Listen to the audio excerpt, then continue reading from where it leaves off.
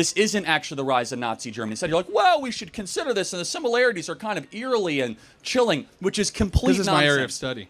But I do have one thing, and I'll go ahead and I do appreciate your time. I do.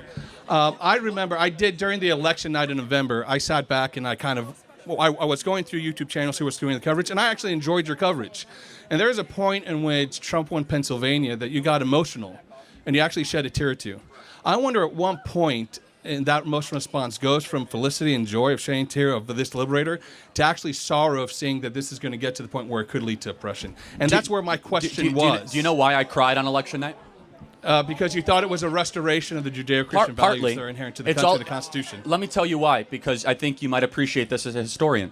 Joe Biden sent the entire federal government after Turning Point USA and me personally. They wanted me in federal prison. Right. We don't want that. And by the way, that's what despots do, not Sure. Donald Trump. Let me finish.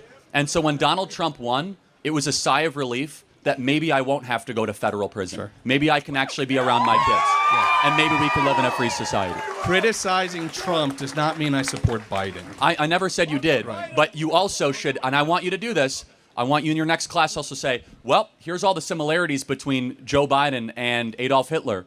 And there's a lot, but I don't do that because I think it's intellectually sloppy, historically very dangerous, because not everything can be compared to the most evil person ever to live. In fact, maybe we should, as a society, reserve that and say, we're only going to use the Hitler reference very rarely, very sparingly. Putin is Hitler. Trump is Hitler. MAGA is Hitler. Instead, let's take a step back and say, no, this was a unique evil, a horror. And comparing everything to that period, not what you're doing, but you're getting close to it, cheapens the evil of that period. Or focus on the comparison, gets rid of the ideological rhetoric. Or talk about the differences, not just the comparison, because the differences will de-radicalize If the you country. and I were sitting down not having a radicalize beer, it. we would have talked about the differences Well, and the I'd be similarities. having a club soda, With this but that's fine, environment so. here, with this environment